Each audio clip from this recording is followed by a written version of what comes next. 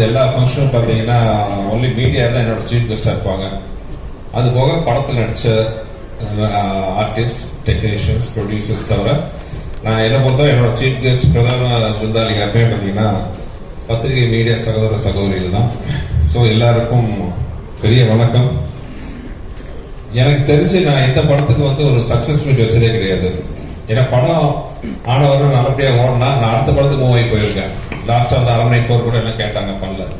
But இந்த படம் அது எல்லாத்தையும் மீறி ஒரு சந்தோஷம் கொடுத்துருக்கு. ஏன்னா இது வந்து மற்ற படங்களை விட ஒரு ஸ்பெஷல். ஒரு 13 வருஷம் கழிச்சு நிறைய பேர் இண்டஸ்ட்ரியில் நிறைய பேர் சொன்னாங்க 13 வருஷம் வச்சு இந்த படம் வருது, என்ன பெரிய சாதிச்சிட்டு போகுதுன்ட்டு. ஆனால் வந்து மக்களுக்கு வந்து இந்த படத்து மேலே நம்பிக்கை இருந்துச்சு, ஒரு எதிர்பார்ப்பு. ஏன்னா ஃபர்ஸ்ட் அந்த படத்தோட நாங்கள் அனௌன்ஸ் பண்ணோடனே அவங்க கொடுத்த ட்ரெமெண்டஸ் ரெஸ்பான்ஸ் பார்த்தீங்கன்னா மைண்ட் ப்ளோயிங். இந்த நேரத்தில் அந்த படம் வெளிவர முக்கியமாக காரணமாக இருந்த சில பேருக்கு நான் நன்றி சொல்லணும். முக்கியமாக தயாரிப்பாளர் மனோஜ் பிரசாத் சார். இத்தனை வருஷத்துக்கு அப்புறமும் இத்தனை பிரச்சனைக்கு நடுவில் இந்த படத்தை ரிலீஸ் பண்ணணும் முழு மூச்சாக ஒர்க் பண்ண மனோஜ் பிரசாத் சார். படத்தை பார்த்தோன்னு பிடிச்சி அதுக்கான முயற்சிகள் எடுத்த திருப்பூர் சுப்பிரமணியன் சார்.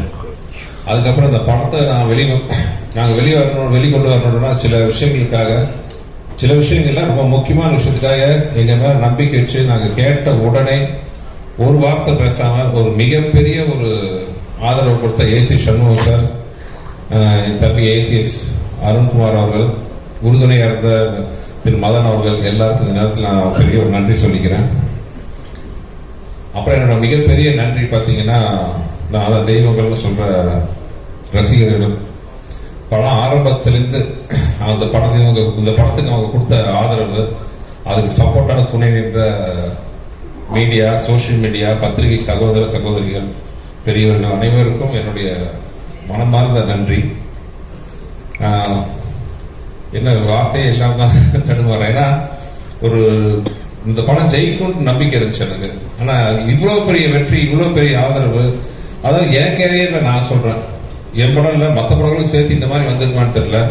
100க்கு 99.99% வந்து பார்த்தவங்க எல்லாருமே இந்த படத்தை வந்து ரசித்து ரொம்ப பாராட்டி பேசும்போது எனக்கு என்ன சொல்றதுனே தெரியல. போன இன்டர்வியூ நான் கூட நான் சொல்லியிருந்தேன், எனக்கு திருப்பி கொடுக்க முடிஞ்சது வந்து என்னோட நன்றியும் சில சொட்டு கண்ணீரும் தான்.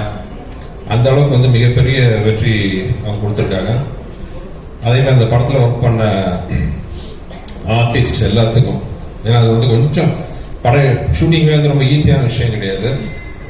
நான் நிறைய தடவை சொன்ன மாதிரி என் குருநாதர் மணிவன் சார், மனோகரன் சார் எல்லாம் நிறைய நான் அவங்களுக்கு சொல்லியிருக்கேன். அதே மாதிரி மெயினாக நடித்த ஹீரோயின்ஸ் 2 பேரும் 13 வருஷம் கழிச்சும் இன்னும் அழகா கிளாமரஸா ரசிகர்களோட கனவு கண்ணியா வளம் வர அளவுக்கு அருமையா இருக்கிற அஞ்சலி அண்ட் வரு 2 பேருக்கு தேங்க்ஸ். என்னன்னா வரு வந்து லாஸ்ட் மினிட்ல தான் அந்த ஷூட்டிங் வந்தாங்க. ஆக்சுவலா ஒரிஜினலா வந்து வேற ஹீரோயின் நடிக்க வேண்டிய கேரக்டர். நாங்களாம் ஷூட்டிங் காரைக்குடி போயிட்டோம். நாளைக்கு அந்த ஹீரோயின் வரணும். டியூ டு சம் ரீசன்ஸ் கொஞ்சம் டேட் இஷ்யூ ஆச்சு, ஒரு வாரம் தள்ளி வர மாதிரி. பட் எங்களால் வந்து அந்த ஒரு வாரம் எல்லாம் காம்பினேஷன் இருந்துச்சு. ஜஸ்ட் ஒரு ஐடியா பண்ணி வருவு கேட்டோன்னா உடனே ஸ்போர்ட்டிவா ஒத்துட்டு வரு வந்தாங்க. ஸோ தேங்க்ஸ் டு வரு. அப்புறம் என்னோட லக்கி ஹீரோயின் அஞ்சலி, கலகலப்பு, சூப்பர் ஹிட், அதுக்கப்புறம் மதகஜ ராஜா, 2 பிளாக்பஸ்ட் மூவிஸ்ல வந்து என்னோட ராசியான ஹீரோயினா ஒர்க் பண்ண அஞ்சலி. எனக்கு ரொம்ப கம்ஃபர்ட்ஸ் ஒரு ஒர்க்கிங் ஜோன் வந்து அஞ்சலி கொடுத்துருக்கு. ஏன்னா ஒரு டைரக்டரா நம்ம சொல்றதை நம்பி ஒரு ஆர்டிஸ்ட் பண்ணும்பொழுது அது ஹீரோக்கள் கூட எனக்கு அந்த கம்ஃபர்ட் ஜோன் வந்திருக்கு. கார்த்திக் சார், விஷால், இவங்கெல்லாம் வந்து முழு மூச்சா வந்து நம்பி இறங்குவாங்க. ஓகே, அவங்களுக்கு பிடிக்குதோ பிடிக்கலையோ நம்ம என்ன சொன்னாலும் வந்து ஒத்துக்கிட்டு இறங்குவாங்க. அந்த கான்ஃபிடன்ஸ் தான் நமக்கு பெரிய பூஸ்டர். அந்த கான்ஃபிடென்ட்டே வந்து நமக்கு கொஞ்சம் பயமும் வரும். ஐயோ இவ்வளோ நம்பி நம்மளை பண்றாங்களே, நம்ம அவங்களுக்கு கரெக்டாக ரிசல்ட் கொடுக்கணுமே, அந்த பயம் ஒன்று வரும்.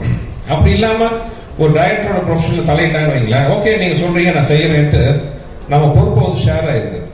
வேற அந்த டைரக்டர் நம்பி நீ ஓகே சார் நம்பி வரோம், நீங்க நல்லபடியா பண்ணுங்கிற போது எங்களோட பொறுப்பு அதிகமாக கூடியிருது.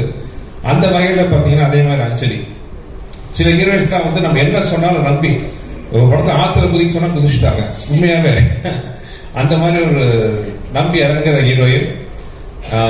வெறும் அழகு மட்டும் இல்லாம திறமை இருக்கிறதுனால தான் இவ்வளவு நாளா. ஏன்னா அவங்க வந்து ஒரு சின்ன பொண்ணா நான் வந்து முதல்ல கூட ஒர்க் பண்ணேன் லாங் ஆகோ. என் வயசை சொல்லி என்ன டேமேஜ் பண்ண மாதிரி, அது எந்த வருஷத்தை நான் சொல்லலை. அப்போ ஆரம்பிச்சு இந்த நிமிஷம் வரைக்கும் வந்து ஒரு டாப் ஹீரோயின் ஆகிறாங்க. congrats Anjali, and thanks for the cooperation you have given to this movie. Thank you. அப்புறம் சந்தானம் நான் பார்த்தீங்கன்னா ஒர்க்கிங் ரிலேஷன்ஸ் எக்கச்சக்கம். இதுக்கு முன்னாடி நான் சொன்ன போன இன்டர்வியூ கலகலக்கு ஒரு 5 நாள் தான் பண்ணாரு, தீயாவேலை சிலைக்கும் ஒரு 6 days. பட் இந்த படம் வந்து படம் ஃபுல்லா எக்ஸப்ட் ஃபைட் சாங்கை தவிர படம் ஃபுல்லா மிஷாரோட ஒரு டிராவல் பண்ணாரு. அது ஒரு ரிசல்ட்டுக்கு வந்து சூப்பராக வந்திருக்கு. சந்தானம் அண்ட் சோனு சூட். இன்ஃபேக்ட் வந்து சின்ன இந்த இடத்துல மெட்ராஸ் ஷூட்டிங் வந்து தடங்கள் வரும்போது I want to thank other one important character mister Kiran, Manoj சாரோட ஹைதராபாத்ல எல்லாம் அவரு. இங்கேருந்து ஒரு 2 நாள் ஷூட்டிங் நாங்கள் போய் இங்கே பார்த்தீங்கன்னா கேப் விட்டு பார்த்தா ஷூட்டிங் என்னால் ஒரு 4 day முடிக்க முடியல. மனோஜ் சார்கிட்ட போய் சொல்லி ஒரு 2 நாள் தான் சார் ஷூட்டிங் ஹைதராபாத்தில், அங்கே போய் உட்காந்து ஒரு கண்டினியூஸாக 30 நாள் 35 நாள் இந்த படத்தை நாங்கள் முடிச்சுட்டு வந்தோம். கிரண் சார் இன்னும் எவ்வளோ நாள் சார் ஷூட்டிங் 2 நாள் சொல்லிட்டு படத்தை முடிச்சுட்டு வந்தோம். ஸோ இந்த சந்தர்ப்பத்தில் தேங்க்ஸ் டு கிரண் சார். அதுக்கப்புறம் என்னோட பில்லராக கூட சப்போர்ட் பண்ண வெங்கட், அப்புறம் சூப்பராக பண்ண ரிச்சர்ட், ஸ்ரீகாந்த், அப்புறம் எப்பவுமே என்னோட சுந்தர் சிங் தான் பக்கத்திலே தேரலாம், விச்சு என்னோட ப்ரெஷர் விஷர் எல்லாத்தையும் தாங்கிக்கிற என்னுடைய நண்பர், ஆர்ட் டைரக்டர், அப்புறம் ப்ரொடக்ஷன் சீஃப் பாலகோபி சார், அப்புறம் என்னோட மிஸ்டர் மணி, எல்லாருக்கும் இந்த நேரத்தில் தேங்க்ஸ். அப்புறம் இப்போ 13 வருஷம் கழிச்சும் அந்த சாங்கை கேட்கும்போது நிறைய பேர் சொல்றாங்க படத்தை பார்க்கும்போது படம் வந்து ஃப்ரெஷ்ஷாக இருக்குன்ட்டு. ஆனா சாங் கேட்கும்போது கேட்கும்போது பார்த்தீங்கன்னா அந்த படத்தில் ஆக்சுவலாக காமெடிக்கு வந்து ரொம்ப முக்கியம். காமெடி ஆகட்டும், அது ஹீரோயிசம் வரும்போது அது ஆர்ஆர்ல தூக்குறதாகட்டும், வெறும் பாட்டு மட்டும் இல்ல, one of the best RR என் படங்களை நான் பார்த்தது பார்த்தீங்கன்னா இந்த படத்துல. Thanks to Vijay sir. ஒரு சாதாரண சீன் எல்லாம் கூட பார்த்தீங்கன்னா அந்த ஆர்ஆர்ல அவ்வளோ எலிவேஷனு. அதே மாதிரி சாங்ஸ் ஆகட்டும், என் வாழ்க்கையில நான் அதிகமா உட்கார்ந்த சாங் இந்த படத்துல தான். கிட்டத்தட்ட கம்போசிங் ஒரு 5-6 நாள் அவரை போட்டு டார்ச்சர் பண்ணணும், ஏன்னா ஏதாவது வித்தியாசமா வார்த்தை வரணும்ட்டு. அந்த பாட்டு எப்படியோ லீக் வெளியில வந்தாலும் கூட பெரிய அப்ப வரவேற்பா பெருசா ரீச் ஆகல ஆடியன்ஸுக்கு. எனக்கு பெரிய ஏமாற்றமா இருந்துச்சு.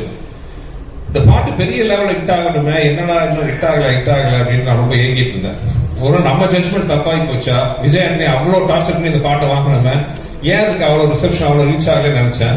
ஆனா என்னோட குறையெல்லாம் தீர்ந்துருச்சு. இந்த படத்துல தொப்பைக்கு தொப்பைன்னு ஒரு சாங்கு.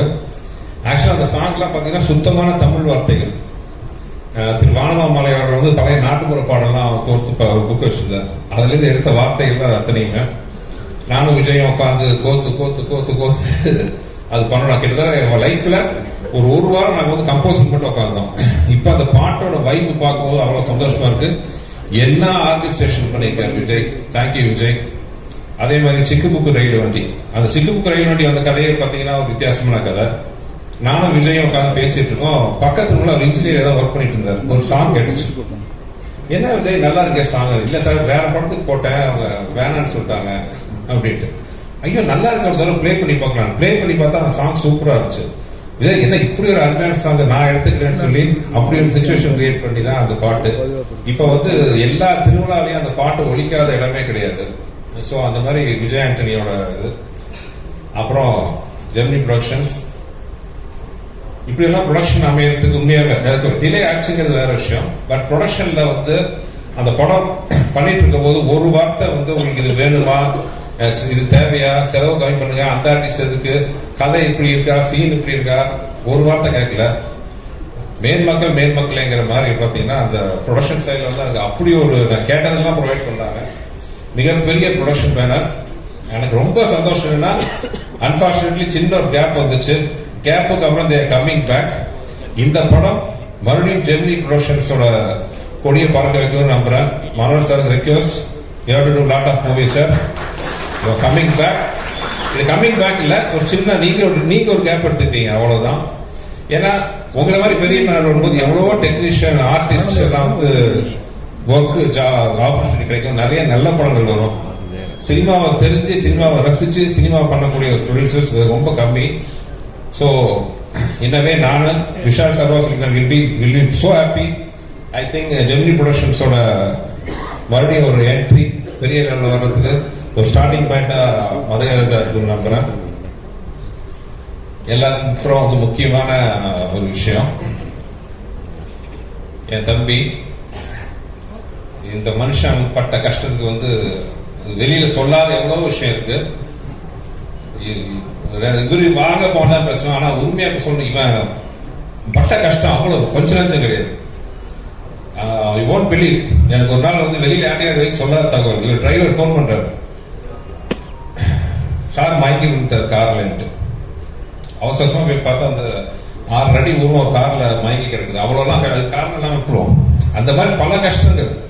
அதே மாதிரி அந்த படம் பண்ணும்போது அது உடம்பு வருத்திட்டு ஒரு பட்ட கஷ்டம் எல்லாம் இப்போ இந்த படம் இவ்வளவு பெரிய வெற்றி மக்கள் கொண்டாடுறாங்க அப்படின்னா நான் ரொம்ப சந்தோஷப்படுறது. விஷால் பட்ட கஷ்டத்துக்கு எல்லாத்துக்கும் இது வந்து நம்ம உண்மையா உழைச்சி சின்சியரா நம்மளோட ஃபுல் எஃபர்ட்டை போட்டா கண்டிப்பா ஆண்டவனும் மக்களும் நம்ம கைவிட மாட்டாங்கிறதுக்கு வந்து இந்த படம் வந்து ஒரு பெரிய உதாரணம்.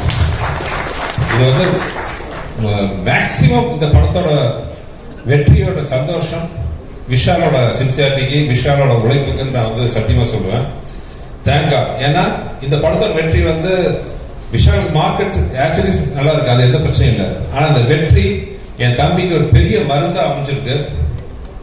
I'm so happy. 15 நாளைக்கு முன்னாடி நாங்க பட்ட வேதனை எங்களுக்கு தான் தெரியும். என்னென்னமோ சொன்னாங்க. ஐ நோ விஷாலோட இதுக்கு வந்து 2 நாள் கம் பேக் அகைன்ட்டு. அதே மாதிரி வந்து நீங்க வந்து நிற்கும் போது அவ்வளவு சந்தோஷமா இருக்கு. மதகஜராஜோட வெற்றியோட சந்தோஷம் எல்லாம் என் தம்பிக்கு போய் சேரணும்னு ஆசைப்படுறேன். அண்ட் எல்லாத்தோட முக்கியமா என் தெய்வங்களாகிய ரசிகர்கள், மக்கள் மிகப்பெரிய நன்றி. கூட்டமா படத்தை பார்த்து நான் தேட்டர்ல இருந்து பார்க்கும்போது அவ்வளோ கூட்டம் கீழே உட்காரும்போது நான் என்ன நாங்கெல்லாம் அவங்களுக்கு கைமாறு பண்றோம்ட்டு தோணும். அவங்க எங்களை நாங்கள் சோறு ஒவ்வொரு சோறும் வந்து அவங்க போட்ட என்ன சொல்லலாம், எங்க உழைப்பு போட்ட கருணைனே சொல்லலாம், அப்படி வச்சுக்கலாம். அந்த மாதிரி ஸோ இந்த தருணத்தில் எல்லாருக்கும் ரொம்ப நன்றி சொல்றேன். யாராச்சும் விட்டு போயிருந்தா மன்னிச்சுக்கோங்க. எல்லா தேட்டர் ஓனர்ஸ், டிஸ்ட்ரிபியூட்டர்ஸ் எல்லாருக்கும் நன்றி. இது வந்து ஒரு சக்சஸ் மீட்டிங் இல்லை, இது வந்து நன்றி மீட்டிங் இது. So thank you everybody. உங்களோட சப்போர்ட் என்னன்னைக்கும் எங்களுக்கு தேவை. நன்றி நன்றி நன்றி.